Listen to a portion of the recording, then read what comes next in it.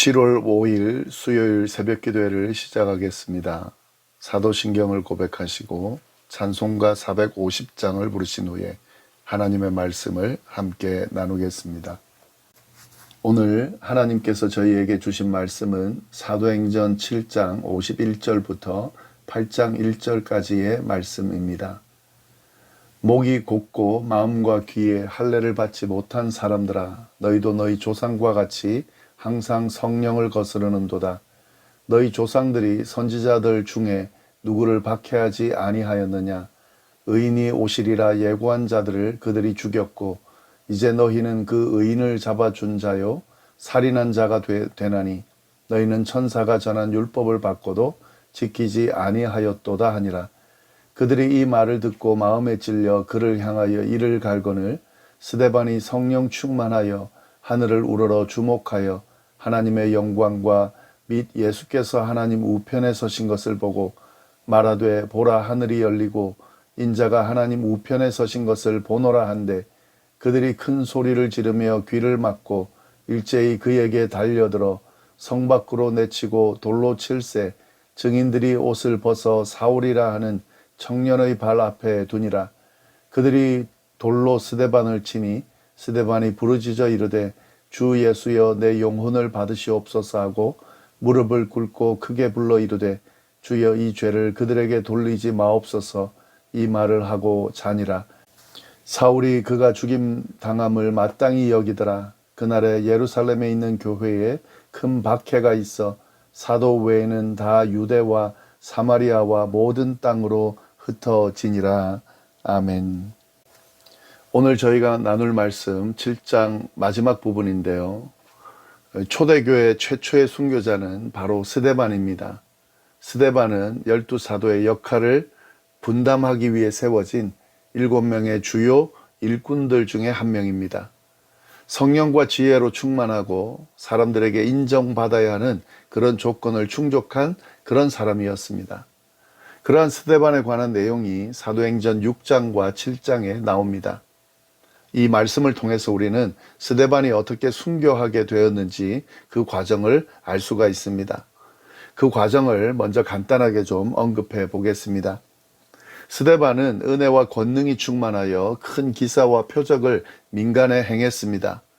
그런데 스데반의 그 모습을 못마땅해 하던 사람들이 있었는데요. 그들은 스데반을 공격하며 그와 논쟁을 벌였습니다. 그러나 스데반의 지혜와 성령으로 말하는 것을 그들이 도무지 감당할 수 없었는데요. 그래서 그들은 사람들을 매수하여 그가 모세와 하나님을 모욕하는 말을 했다고 하면서 거짓 고발을 하였습니다. 그 고발로 인하여 스데반은 공회에 잡혀가 신문을 받게 됐는데 신문을 받을 때에 거짓 증인들이 나와서 스데반을 죄인으로 몰아갔습니다. 그러나 스데반은 그런 모함에 대해서 전혀 위축되지 않았고요. 도리어 사람들이 스데반의 얼굴을 봤을 때 천사의 얼굴과 같이 느껴질 정도였습니다. 스데반은 자신을 신문하는 종교 지도자들과 그들과 함께하는 이들을 향하여 담대하게 도리어 설교를 했습니다. 그는 도리어 이 상황을 예수님을 전하고 복음을 선포하는 그런 기회로 삼았습니다. 설교의 내용이 사도행전 7장에 쭉 나오는데 아주 긴 설교입니다. 그러나 설교는 길지만 내용은 사실 아주 간단 명료합니다. 이스라엘 역사를 쭉 이야기하면서 자신은 모세와 하나님을 모욕한 일이 없음을 넌지시 전하고요. 그러면서 도리어 자신을 모함하고 심판하려는 자들이 하나님을 대적하고 있음을 분명하게 그 설교를 통해서 말했습니다. 그리고 그 결론의 내용이 바로 오늘 본문의 내용입니다. 7장 마지막 부분인데요. 자신이 모세와 하나님을 모욕한 것이 아니라 그들이 하나님을 배반하고 하나님을 보낸 자들을 죽였다라는 사실을 결론 부분에 분명히 하고 있습니다. 그 내용을 좀 보겠습니다. 51절 말씀 보시면 목이 곧고 마음과 귀에 할례를 받지 못한 사람들아 너희도 너희 조상과 같이 항상 성령을 거스르는도다. 스데반은 그들을 향하여 목이 곧은 백성이라고 지칭합니다. 또 마음과 귀에 할례를 받지 못한 사람들이다 이렇게 지칭을 합니다. 이 표현은 구약에 나오는 표현인데요. 목이 곧은 백성은 금송아지를 만들었던 이스라엘 백성에게 하나님께서 붙여준 별명이고, 그리고 마음과 귀에 할례를 받지 못한 사람들은 레위기에도 나오고 예레미야에서도 나오는 그런 표현입니다.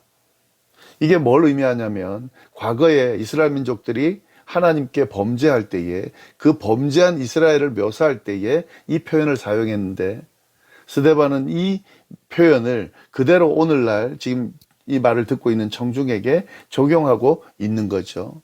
과거 범죄한 이스라엘을 묘사했던 그 표현이 그대로 지금 자기 앞에 있는 청중들과 같다라고 지금 말하고 있는 거죠. 지금 사람들이 목이 곧은 백성이고 마음과 귀에 할례를 받지 못한 사람들이다. 그들과 똑같다. 그 조상들과 똑같다라고 말하고 있습니다. 52절, 53절 보시면 자세히 설명이 되어 있습니다. 너희 조상들이 선지자들 중에 누구를 박해하지 아니하였느냐? 의인이 오시리라고 예고한 자들을 그들이 죽였고, 이제 너희는 그 의인을 잡아준 자요, 살인한 자가 되나니 너희는 천사가 전한 율법을 받고도 지키지 아니하였도다 하니라. 지금 이 설교를 듣고 있는 이스라엘 사람들, 그들의 조상이 의인이 오시리라고 예언한 선지자들을 박해하고 죽였다는 겁니다. 그런데 그 조상들처럼 그들이 예언한 그 의인, 이제 실제 예언된 그 의인이 나타났는데 그를 배반하고 죽인 살인자가 됐다라고 스데반이 분명하게 지적하고 있는 겁니다. 의인이 오시리라고 예언한 선지자들을 박해하고 죽인 조상들처럼 실제 의인이 나타난 그 의인을 죽인 살인자, 그들이 지금 그 사람들이라는 거죠.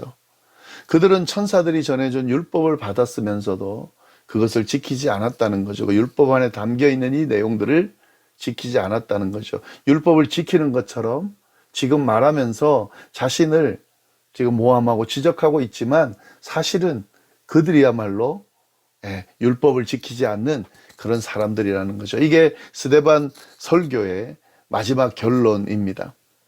이렇게 스데반의 설교를 쭉 들은 사람들이 어떻게 반응하는가? 54절에 나옵니다. 그들이 이 말을 듣고 마음에 찔려 그를 향하여 이를 갈거늘.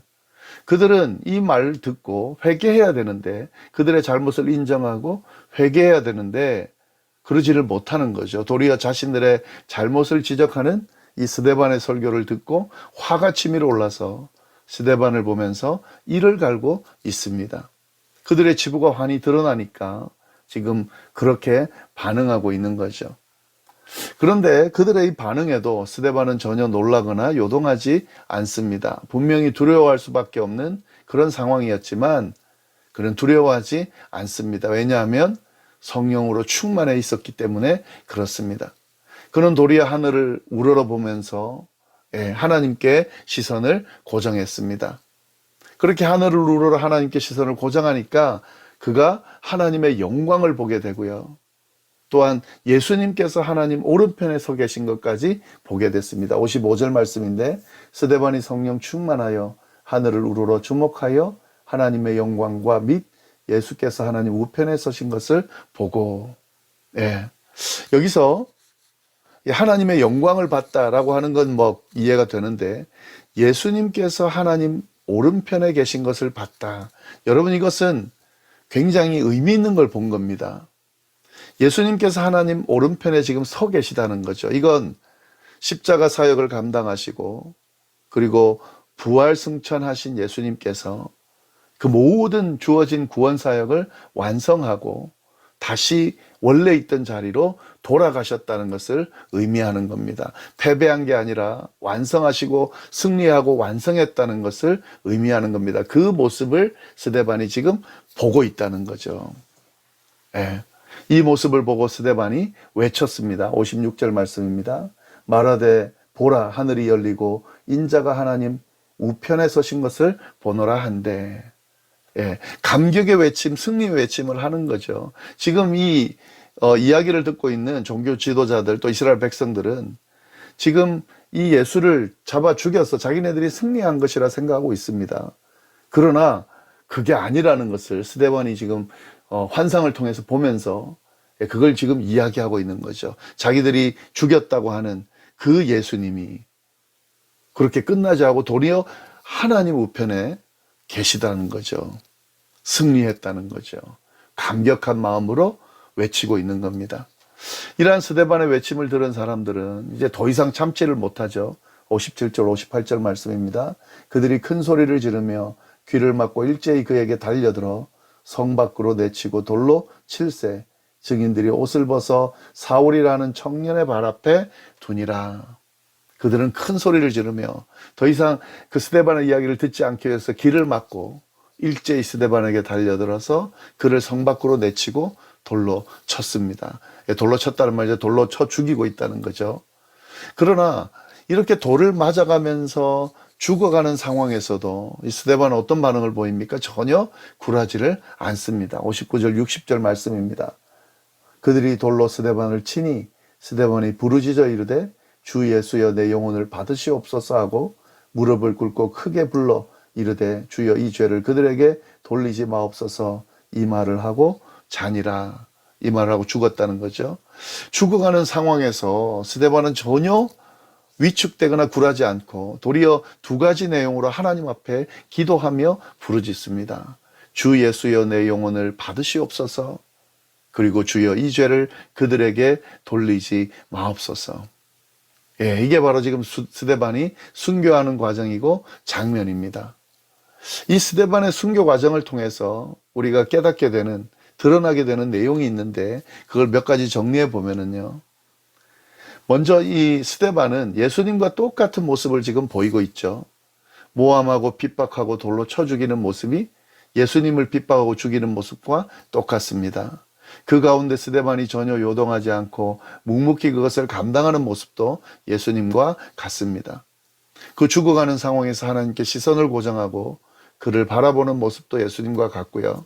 죽어가는 상황에서 하나님을 향해 외치는 그 부르짖음도 예수님께서 하신 부르짖음을 그대로 부르짖고 있습니다.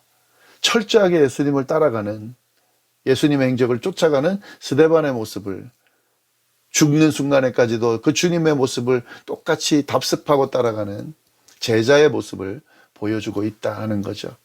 그리고 두 번째로 이렇게 두려움과 죽음 앞에서 담대한 모습을 보일 수 있었던 것은 그가 무슨 초인이 아니라 성령 충만했기 때문에 가능했다는 거죠. 성령 충만함으로 그런 모습을 보였다. 성경이 분명히 이야기하고 있죠. 예, 이런 지금 스데반의 모습은 인간의 능력이나 힘으로 할 수 있는 부분이 절대 아닙니다. 초인적인 힘이 필요합니다. 그것이 바로 성령의 인도하심, 성령의 충만함으로 가능했다 하는 거죠. 예, 그리고 또 스데반의 순교를 통해서, 죽음을 통해서 우리가 볼 수 있는 건요. 스데반의 죽음으로 인해서 초대교회 성도들이 흩어지게 됐습니다. 8장 1절 말씀. 사울은 그가 죽임을 당함을 마땅히 여기더라. 그날에 예루살렘에 있는 교회에 큰 박해가 있어 사도 외에는 다 유대와 사마리아와 모든 땅으로 흩어지니라. 예, 스데반의 죽음을 기점으로 교회에 큰 박해가 있었습니다. 예, 그리고 예루살렘을 지키는 사도들 제외하고는 다 흩어져 버렸습니다. 지금 다 끝난 것처럼 보이죠. 박해가 있어서 이제 다 와야 된 것처럼 보이죠. 근데 그렇지가 않아요. 그들이 예루살렘을 벗어나 유대와 사마리아 모든 땅으로 흩어졌습니다. 그리고 거기서 뭘 했겠습니까? 복음을 전하는 거죠. 결국에 복음이 확산되는 기점이 됐습니다. 복음이 확산되는 시작점이 스데반의 죽음으로부터 시작됐다는 거죠. 이걸 통해서 예수님의 말씀이 이루어지기 시작했습니다. 너희가 성령을 받으면, 그 권능을 받으면 예루살렘과 온 유대와 사마리아와 땅끝까지 이르러 내 증인이 될 거라고 하신 주님의 말씀이 스데반을 기점으로 큰 박해가 있었고, 그리고 사도들, 제자들이 흩어짐으로 말미암아 이런 주님의 말씀이 이루어지는 역사가 일어나게 됐다는 거죠. 이것도 굉장히 스데반의 죽음이 갖고 있는 중요한 의미입니다. 그리고 마지막으로 이 스데반의 죽음 시점에 사울이 등장하고 있다는 거죠. 사울은 스데반의 죽음을 당연히 여기고 그 이후 예수 믿는 사람들을 잡아 죽이는데 앞장을 서지만 그러는 중에 예수님을 만나게 되고 회심해서 더 넓은 의미의 땅끝까지 이방인에게 복음을 전하는 역사를 감당하게 됩니다. 그를 통해 땅끝까지 복음을 전하게 되는 그런 놀라운 역사가 일어나게 된다는 거죠. 이것조차도 스데반의 순교하는 그 기점에서 진행이 된 거라는 거죠. 네, 이 스데반의 순교의 과정 우리가 좀 잘 들여다볼 필요가 있고요. 오늘날 이 시대에 꼭 필요한 모습이 아닌가 하는 생각이 듭니다. 그러나 이 모습은 성령 충만함으로 가능했다는 사실을 우리가 잊지 말아야 됩니다. 우리 안에 계시는 성령께 우리의 모든 것들을 내어드리고 성령의 지배를 받으면서 사는 삶을 살아가면 우리도 스데반과 같은 이런 능력 있는 삶을, 또 영향력 있는 삶을, 사명을 잘 감당하는 삶을 살아갈 수 있다는 사실을 우리가 잘 말씀을 통해 기억하고 그렇게 행할 수 있기를 바랍니다. 기도하겠습니다. 하나님 아버지 감사합니다. 스데반의 이 순교의 과정을 보면서 우리가 어떻게 살아야 하는지, 어떻게 신앙생활해야 되는지, 어떻게 제자의 삶을 살아야 되는지 다시 알려주셔서 감사합니다. 주님, 부담스러운 일이지만 그러나 꼭 가야 되는 길인 거로, 감당해야 되는 일인 거로 주여 우리도 그렇게 이 길을 걸어가고 이 사명을 감당할 수 있도록 주여 인도하여 주옵소서. 이 모든 것이 가능하기 위해 성령 충만함이 필요합니다. 하나님 아버지, 우리 안에 내주하시는 성령과 친밀하게 교제하고 성령께 온전히 붙들림 받아 지배당함으로 성령이 인도하시는 삶을 온전히 살아가는 우리의 모습이 되도록, 그래서 스데반과 같은 아름다운 삶을 살아가는, 신앙의 여정을 살아가는 우리 모두가 될 수 있도록 주여 인도하여 주옵소서. 함께해 주시리라 믿고 모든 말씀 예수님의 이름으로 기도드립니다. 아멘.